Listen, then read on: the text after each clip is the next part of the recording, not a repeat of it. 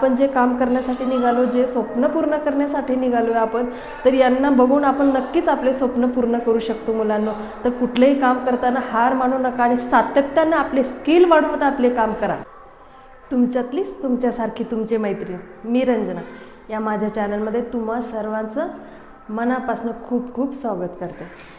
कशा आहात मैत्रिणींनो? मस्त ना?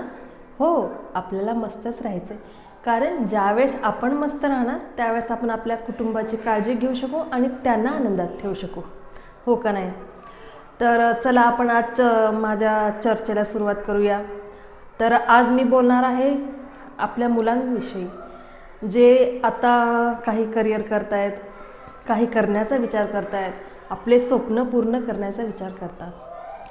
तर मला आज या विषयावरती बोलू असं वाटलं, कारण आता जे वातावरण आहे, धुरंधर हा पिक्चर आला आहे आणि त्या पिक्चरची चर्चा खूप म्हणजे मुलांमध्ये किंवा बऱ्याच सोशल मीडियावरती असू देत, खूप ठिकाणी त्याची चर्चा होते की अक्षय खन्नाची ॲक्टिंग किती छान झालेली आणि त्यांचं जे डान्स व्हायरल होतो आहे, म्हणजे खूप सर्वत्र त्यांची चर्चा होती.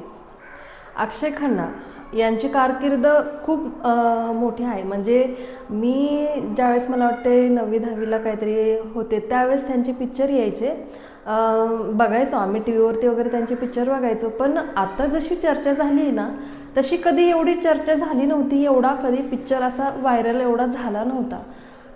थोडीफार पिक्चर यायचे आणि जायचे. म्हणजे आत्ता जशी त्यांची ओळख पटली की प्रत्येक तरुणाच्या तोंडामध्ये त्यांचं नाव आहे, त्यांच्या ॲक्टिंगबद्दल किंवा त्यांच्या रोलबद्दल, म्हणजे काय काय भरपूर सारी चर्चा चालल्या आहेत. तर मला आठवलं त्यावेळेसचा काळ की ज्यावेळेस मी त्यांच्या पिक्चर बघायचे त्यावेळेस असं काही एवढी चर्चा वगैरे होत नव्हती. आणि मध्यंतरी तर त्यांचं म्हणजे बरेचसे पिक्चर असे बघायला मिळालेच नाही. म्हणजे मला वाटतं 1-2-4 वर्षाचा गॅप पडल्यासारखं, म्हणजे त्यांचे पिक्चर येतच नव्हते. पण आत्ता जो पिक्चर आला आहे ना, त्यामुळं त्यांची चर्चा इतकी झाली आहे ना, त्यामुळं मला याच्यावरती बोलावं असं वाटलं. जसं मी सांगत होते की आम्ही लहान असताना त्यांचे पिक्चर यायचे पण एवढी काही चर्चा होत नव्हती.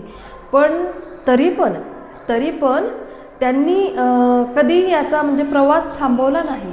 त्यांच्या जे सिनेमा ह्याच्यामध्ये त्यांचं काम करण्याचं जे चालू होतं ते कधी थांबवलं नाही किंवा कधी निराश झाले नाही. तर त्यांची जे काम करण्याची पद्धत आहे ती उलट त्यांनी थोडंसं वेगळं म्हणजे काही प्रयत्न केला.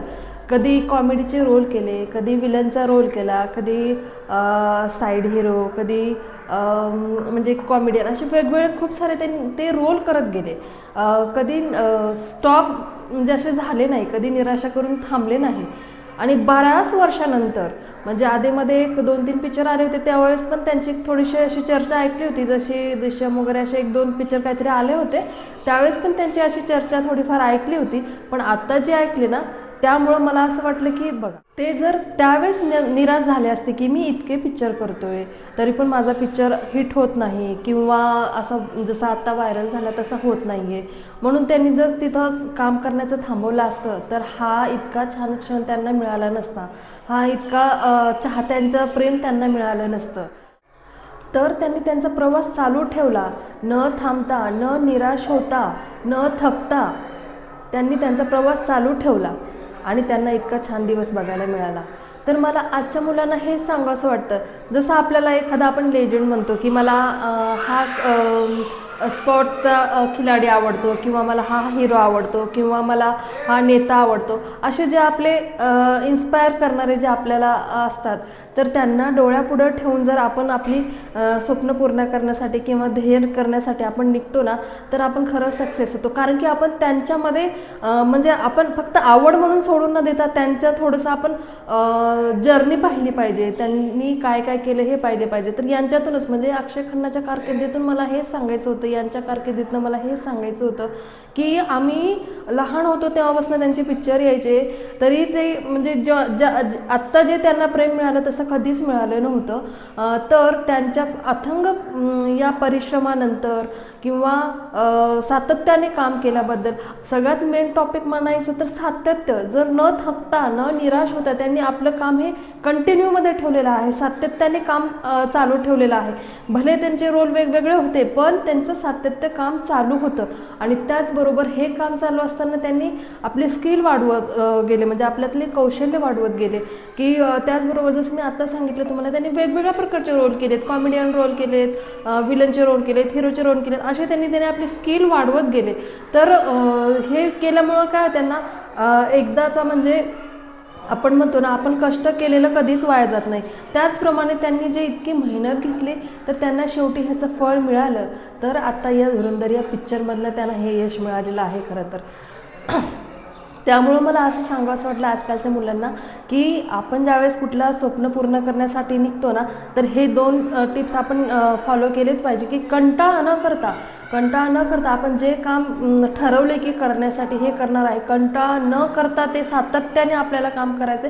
आणि त्याचबरोबर आपले स्किल वाढवत जायचे, आपल्यामधले कौशल्य वाढवत जायचे आपल्याला. त्यामुळं आपल्याला नक्कीच यश भेटणार. आणि आपण जे काय असे खरं तर सेलिब्रिटी असो किंवा मोठमोठे ज्यांना यश मिळालेलं आहे ना, खरंच त्यांना म्हणजे सहजासहजी यश मिळालेलं नसतं, खूप अडचणीतनं यश मिळत असतं आपल्याला. त्यामुळं मला हे तुम्हाला सांगावं असं वाटलं. आणि या पिक्चरमधनं किंवा आता हे जिवंत उदाहरण माझ्या डोळ्यापुढं मला असं वाटलं की यांचं उदाहरण देऊन मी मुलांना सांगू शकते की आपण जे काम करण्यासाठी निघालो, जे स्वप्न पूर्ण करण्यासाठी निघालो आपण, तर यांना बघून आपण नक्कीच आपले स्वप्न पूर्ण करू शकतो मुलांना. तर कुठलेही काम करताना हार मानू नका आणि सातत्याने आपले स्किल वाढवत आपले काम करा. तर मला सांगायचं होतं की कुठलंही स्वप्न पूर्ण करण्यासाठी किंवा आपले ध्येय पूर्ण करण्यासाठी आपल्याला खरतर हा प्रवास करावाच लागतो. आणि या जर गोष्टी तुम्ही नजरेपुढं ठेवून जर आपला प्रवास केलात तर आपले स्वप्न आणि आपले ध्येय नक्की पूर्ण होतील. त्यामुळंच मला वाटलं की या मुलांपर्यंत हे 2 टिप्स मला सांगावंशे वाटलं. कारण की आता जस्ट जे आपलं उदाहरण आपल्या डोळ्यापुढं आहे, आपण त्यांचं आचरण करून आपण आपला प्रवास चालू करू शकतो. त्यामुळंच हा व्हिडिओ केलेला आहे. तर हा व्हिडिओ कसा वाटला मला नक्की सांगा. माझ्या चॅनलला शेअर, सबस्क्राईब करायला विसरू नका. धन्यवाद.